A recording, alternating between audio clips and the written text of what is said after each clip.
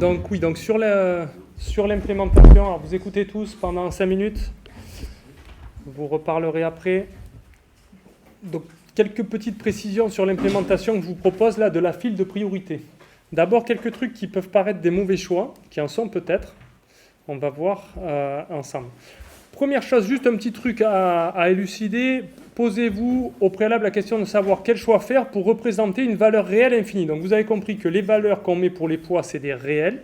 Donc pour vous, ça va être soit des flottes, soit des doubles. Et comment est-ce que je représente une valeur infinie ?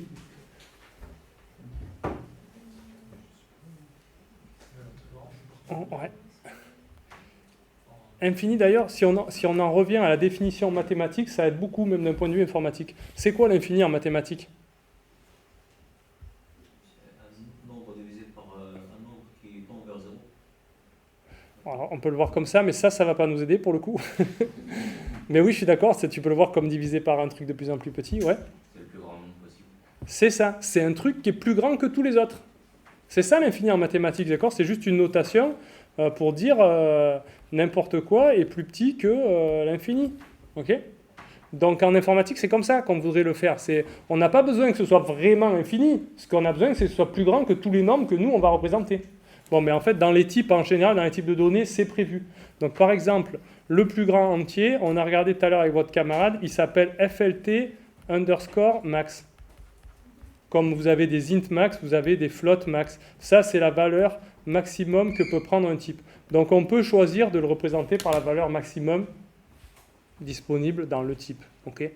C'est un choix qui est bon, qui n'a qu'un inconvénient, c'est que si moi, dans ma donnée, il y avait vraiment un poids qui valait précisément la valeur maximum que je peux mettre pour les flottants, eh ben, du coup, lui, il sera traité comme l'infini. Ce qui d'ailleurs n'est pas forcément un problème. Si, c'est un problème. Si, c'est un problème dans ce cas-là. Parce que si c'était le cas, il serait à égalité avec les trucs infinis, alors qu'en fait, lui, on voudrait le sélectionner avant les trucs infinis. Bon, bref, c'est un petit cas limite qui fait que ce n'est pas un choix parfait, mais c'est un choix quand même très bon pour la plupart des instances que vous allez avoir à traiter. Du moment que dans votre instance, elle n'atteint pas ce point max. Okay, ça, c'est un détail. Plus intéressant, c'est comment est-ce qu'on va représenter la file de priorité. Donc moi, là, je vous ai proposé l'implémentation vraiment de base, où je vous disais, qu'est-ce que je vous disais ? On va prendre 2 tableaux. Où est-ce que j'ai dit ça ? Là, c'est là. On va prendre un tableau de taille n, qui à chaque élément associe sa valeur, le truc qu'on va utiliser comme priorité. Avec nous, petite valeur, grosse priorité. Okay ? Au plus c'est petit, au plus on le sélectionne en premier. Donc un truc avec la valeur de l'élément, et puis un tableau qui vous dit si l'élément il est dans la file ou non. Donc moi, c'est comme ça que je vous propose de représenter les files. Un truc, un tableau valeur, entre parenthèses, ça c'est la priorité à la valeur. Un tableau valeur, donc vous avez, donc c'est quoi ? On met des priorités sur quoi ? Sur les sommets, c'est ça ? Ouais. Donc ça va être de 0 à n-1, un truc qui associe la valeur, et puis un truc qui associe, est-ce que l'élément il est vraiment dans la file ou pas, parce qu'il y a des éléments que je sors. Première critique des choix que j'ai faits. Est-ce que ça, on ne pouvait pas faire un truc plus simple ?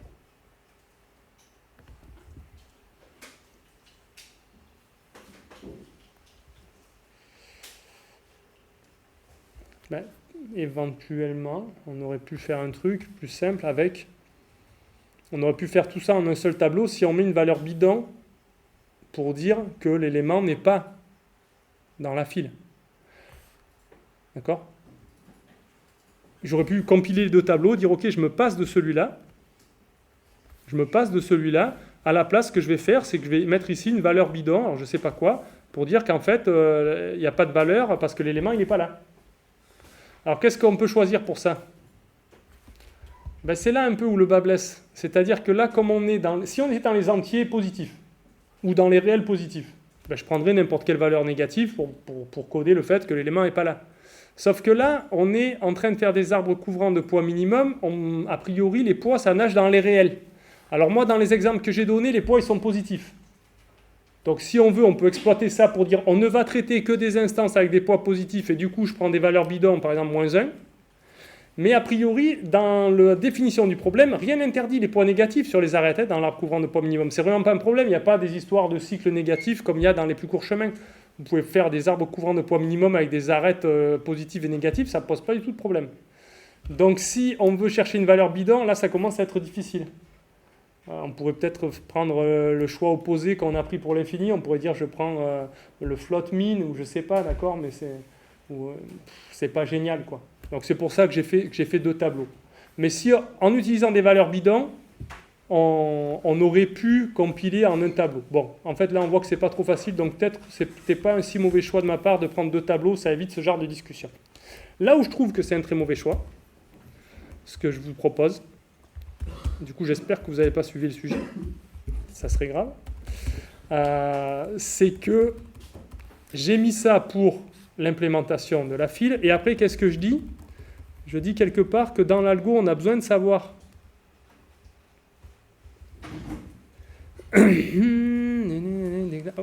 ok, c'est là.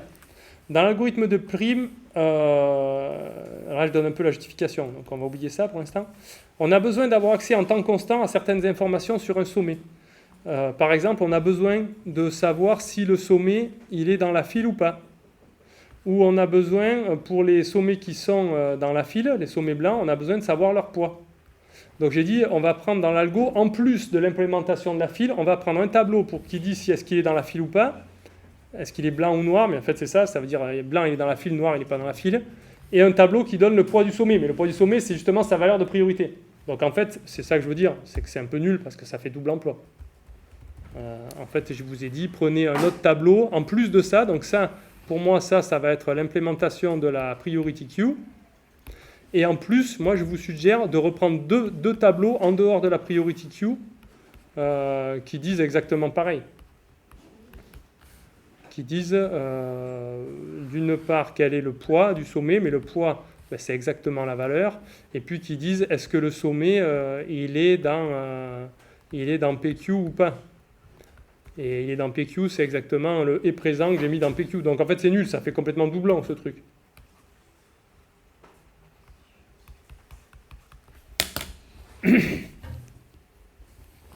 Vous êtes d'accord avec moi?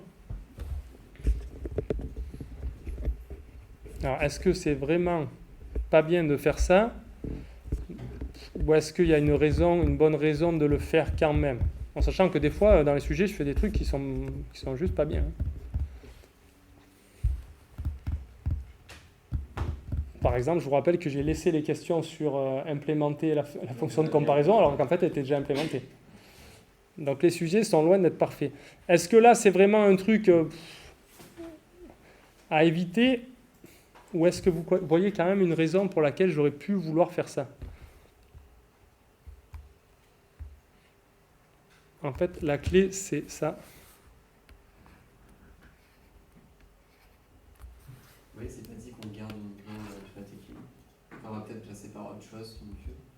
Eh bien, c'est-à-dire que surtout, ouais, ça, c'est une implémentation. Là. Cette implémentation, c'est une implémentation un peu facile que je vous propose, qu'on va faire nous-mêmes. Mais je vous ai dit, peut-être on peut vouloir utiliser des packages mieux faits qui implémentent les fils de priorité de façon beaucoup plus efficace et qui sont déjà disponibles en C. D'accord? Donc, à partir du moment où on va faire ça, ça devient une boîte noire. Si j'utilise un autre truc, ma PQ, ça va être une boîte noire. Moi, avec quoi je vais interagir avec la boîte noire? Avec toutes les fonctionnalités qui sont proposées dans l'implémentation que je vais utiliser. En l'occurrence, dans l'algo, j'ai besoin de quoi?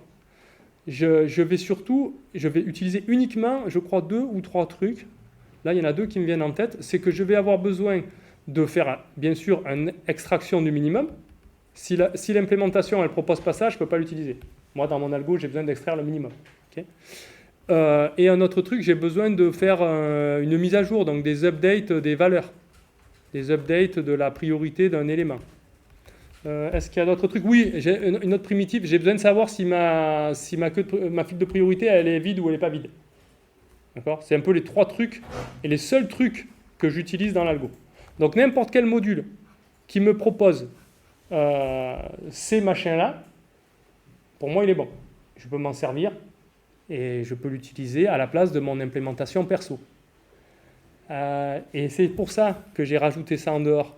C'est parce que j'en sais rien si le module que je vais vouloir utiliser, il me permet, étant donné un élément, d'accéder à sa valeur de priorité. Là, il n'y a pas dit ça là, dans ces trois primitives. Il me donne le truc de priorité minimum. Bon, là, quand même, il est caché que dans le truc de priorité minimum, il me dit aussi quelle est la priorité de cet élément de priorité minimum. Quand je fais extract min, c'est une des choses que j'ai besoin de savoir, je pense. Encore que même pas, non, je dis bêtise. Si j'ai ça à côté, je m'en fous. J'irai le lire là. Donc, ce que je veux dire, c'est que dans ces primitives-là, rien ne dit que je vais trouver accès à la valeur de priorité. Ça serait raisonnable de le mettre dans un module, mais ce n'est pas dit que les gens l'aient vraiment fait. Ou l'élément est dans la file de priorité ou pas. Donc moi, je ne sais pas si je vais trouver ces trucs-là. Et en plus, même si je les trouve, je ne sais pas comment ils ont été implémentés et je ne veux pas savoir. En plus. Mais je ne sais pas comment ils ont été implémentés. Est-ce qu'ils ont été implémentés de façon efficace ? Ou est-ce que ma file de priorité, c'est une structure de données compliquée qui fait qu'en fait, quand je veux aller chercher un élément dedans, ça prend quand même log-n ou log-log-n ou j'en sais rien. Si c'est le cas, moi, je n'ai pas forcément envie de payer ce prix log-n ou log-log-n parce que je sais faire moi-même tout seul dans mon coin une implémentation où le poids de l'élément, j'y accède en temps constant. Le fait qu'il est dans la file ou pas, j'y accède en temps constant. C'est pour ça que j'ai pris les deux tableaux. C'est parce que, d'une part, je ne sais pas si je vais trouver ces fonctionnalités dans l'implémentation que je vais utiliser. Et d'autre part, même si je les trouve, je ne sais pas si elles sont implémentées de façon optimale, c'est-à-dire en temps constant. Donc moi, comme je sais que j'en ai besoin et qu'en plus je peux le faire en temps constant, je le prends à côté, en plus de l'implémentation de la PQ que je vais utiliser. Donc dans le cas où l'implémentation de la PQ, c'est vraiment nous qui la faisons et on sait ce qu'on y met dedans, ben oui, ça fait doublon parce qu'on y met en fait exactement la même chose que je vais mettre à côté. Mais dans le cas où je réutilise un module déjà existant, c'est pas si bête que ça. Ça m'évite d'aller mettre les mains dans le module et de savoir si c'est fait et comment c'est fait. Là, j'ai pas besoin, c'est bon, je l'ai là et c'est de façon optimale.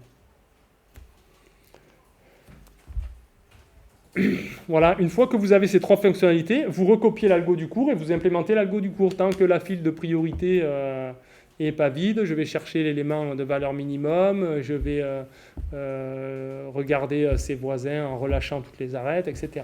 D'accord ? Donc c'est ça que vous avez à faire, vous, comme travail, c'est écrire l'algo du cours en ayant pris le soin de faire une implémentation qui vous fournisse ces trois fonctionnalités. Donc pour moi, dans extraction de minimum, je vous fais simplement remarquer qu'elle trouve l'élément de priorité min, et en plus, elle le retire de la structure de données. Okay. Voilà, c'est tout. Est-ce que vous avez des questions sur ça ou sur d'autres parties du TP ou sur ce qu'il faut faire dans le rendu? Peut-être préciser exactement c'est quoi le rendu du coup. Donc le rendu, c'est votre programme avec donc toutes vos implémentations et un makefile où j'ai juste à taper make et ça compile. D'accord ? Je ne veux pas avoir à faire autre chose que taper make et exécuter votre programme. Et puis le petit rapport qui répond aux trois dernières questions, 30, 31 et 33. C'est ça pour moi le rendu. Un petit truc que je peux vous dire en plus, c'est que là, je vous ai demandé des implémentations à faire vous-même. Je vous ai dit, vous pouvez aussi faire des implémentations qui récupèrent des trucs déjà faits ou faire vous-même d'autres implémentations. Donc moi, ce que je voudrais, c'est que si vous avez fait plusieurs implémentations, vous me les mettez toutes. En l'occurrence, comment vous pouvez me les mettre toutes? Et même le top, ce serait que vous me les mettez toutes et que je puisse les essayer facilement. Par exemple, sans aller bidouiller votre makefile. Parce que si je veux passer à l'implémentation numéro 2, s'il faut que j'aille changer dans le makefile, ah ben non, c'est plus l'implémentation de base, c'est l'implémentation numéro 2, c'est pénible. Donc ce que vous pouvez faire, c'est simplement faire les fichiers bien modulaires comme j'ai fait, un fichier .h et .c qui correspond à une implémentation. Vous en mettez une qui est l'implémentation couramment utilisée par le programme. Elle a un nom, qui est le nom qu'on trouve dans le makefile, que je ne vais jamais changer. Et si je veux utiliser les autres implémentations alternatives que vous fournissez, j'ai qu'à renommer le fichier comme le premier. Donc par exemple, vous l'appelez unionfind.h et unionfind.c. Vous en mettez un autre à côté, unionfind2.h et unionfind2.c. Et si moi je veux utiliser unionfind2, j'irai appeler unionfind2, je changerai en unionfind.h et unionfind.c, et votre union find.h et .c, j'appellerai autrement. Comme ça, j'ai pas changé le makefile et c'est inclus directement. Oui. Et sinon, s'amuser avec des paramètres pour, Si vous voulez vous amuser, moi j'ai rien contre. Parce qu'après, avec un petit réglé au pire, on est... Bien sûr, ça serait joli d'avoir fait des paramètres dans lesquels vous dites vous passez un paramètre, quelle implémentation j'utilise. 1, 2, 3, voilà, par exemple. Bon, donc vous met un readme, on vous explique quand même. Pourquoi pas, voire encore mieux, vous faites comme j'ai fait, le truc que quand on fait -h, ça affiche LED. Hein? Quand on fait -h, ça affiche toute la liste des options que vous utilisez. Donc il y aura union, ce sera l'option pour implémenter l'union find. Voilà. Le code, on le commente, ou du moment que ça marche, ça marche. Mais commenter, c'est toujours mieux, normalement. C'est vrai, autrement dit, c'est est-ce que vous notez le contenu du code ou est-ce que vous notez le fait que ça marche à la fin? Je regarde le contenu du code. Donc il faut qu'il soit compagé. Donc si je comprends rien, je m'énerve, ça se répercute forcément sur la note. Donc commenter le code. Surtout, plus que commentaire, moi ce que j'aime bien, c'est quand vous faites des fonctions, je l'ai fait en partie dans les fichiers, mais je n'ai pas été très rigoureux, c'est qu'il y ait l'en-tête et il y ait entièrement les spécifications. Qu'est-ce qu'elle prend en entrée, qu'est-ce qu'elle fait en sortie. Okay. Si vous faites ça pour toutes les fonctions, ça c'est propre. Tu fais 3 slash entrée, ça te fait... Après, vous n'êtes pas obligé de commenter de façon très exhaustive la technicité du code, de comment vous l'avez fait, ça j'irai voir. Mais au moins qu'il y ait les en-têtes de cette fonction, elle prend ça en paramètres et elle renvoie ça, et les paramètres, il faut qu'ils soient dans tel domaine de validité, sinon elle ne marche pas. Ok ? Si vous avez des questions sur le projet, vous n'hésitez pas à me les envoyer par mail ou à me les poser la prochaine fois qu'on se voit. Et si vous voulez consulter votre copie, venez le faire maintenant ou taisez-vous à jamais.